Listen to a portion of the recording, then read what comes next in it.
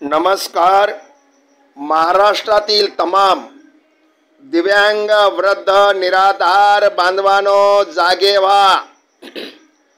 आता चालू असलेल्या नांदेड लोकसभा पोटनिवडणूक आणि महाराष्ट्रातील विधानसभा निवडणुकीचे वातावरण चालू आहे।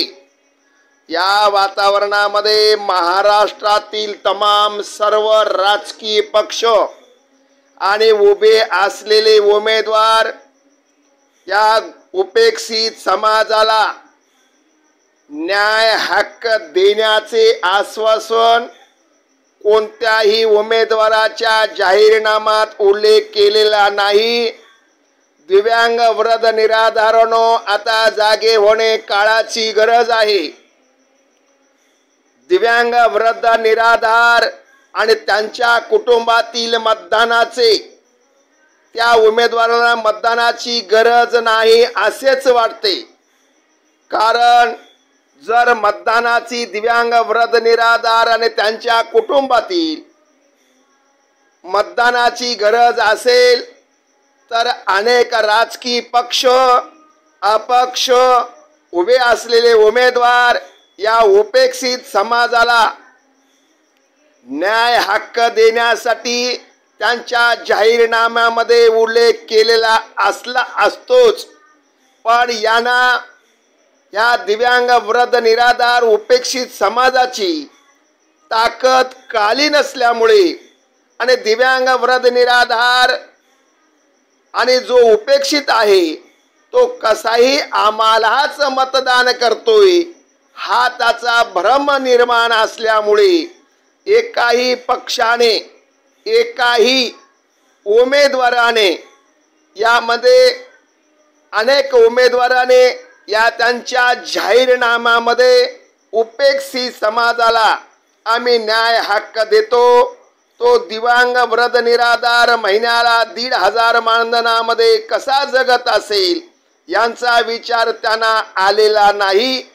आणि त्यांना जर विचार आला असते तर मला जर तुम्ही निवडून दिलात तर मी तुम्हाला दिव्यांग वृद्ध निराधारला दरमहा अमुक वेतन वाढवण्यासाठी प्रयत्न करणार। दिव्यांग वृद्ध निराधारासाठी असलेला आमदार 30 लाख रुपये निधी मी दरवर्षी देणार अशा अनेक घोषणाचा पाऊस पडलेला असलाच पाहिजे होता।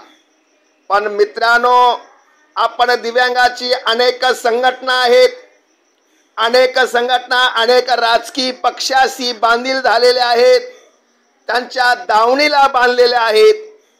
आणि म्हणून या दिव्यांग वृद्ध निराधारांची शक्ती या महाराष्ट्रात निर्माण झाली नाही असं त्यांना वाटलं असेल।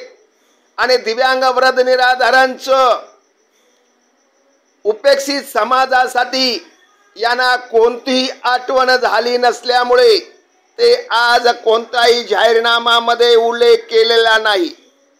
मित्रांनो, आपण मतदान करणे आपला अधिकार आहे आणि तो मतदान केलाच पाहिजे। पण माझ्या दिव्यांग वृद्ध निराधार मित्र मला फोन करून विचारतो, सर आपला जाहीरनाम्यात उल्लेख केलेला नाही, आम्ही मतदानावर बहिष्कार टाकणार। माझ्या मित्रांनो, बहिष्कार टाकून हे मतदान थांबणार नाही। निवडून येणारा उमेदवार थांबणार नाही। फक्त मताची टक्केवारी कमी होईल पण मतदान होईल आणि कोणीतरी निवडून येईल। आपण रागामध्ये घरी न बसता आपला संताप या मतदान पेटीमध्ये आपल्याला व्यक्त करायचा आहे।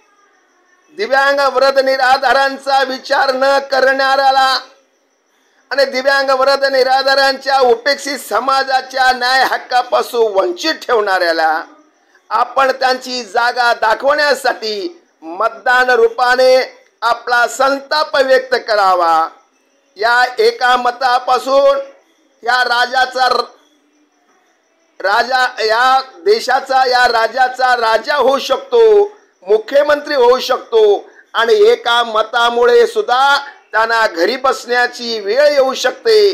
रंक किंवा राजा बनवण्याचं सामर्थ्य आणि शक्ती आपल्या दिव्यांग वृद्ध निराधारांच्या एका मतामुळे होऊ शकते। आपला संताप आपण घरी बसून न करता जास्तीत जास्त दिव्यांग वृद्ध निराधार बांधवांनी आणि त्यांच्या कुटुंबातील विचार करावा, कुटुंबातील व्यक्तींनी विचार करावा। माझ्या घरी आलेला दिव्यांग, माझ्या घरी असलेले 5, 4, 10 जे मत असतील तो माझ्या दिव्यांगाचा, माझ्या वृद्ध निराधारांचा, माझ्या निराधारांचा, माझ्या उपेक्षित समाजाचा, गाऱ्यार पट्टेधारकाचा, शेतकरी शेतमजुरांचा जो कोणी विचार करीत नसेल, त्यांच्या जाहीरनाम्यामध्ये जर साधा उल्लेख करत नसतील तर त्याचा समाचार घेण्यासाठी आपल्याला दिनांक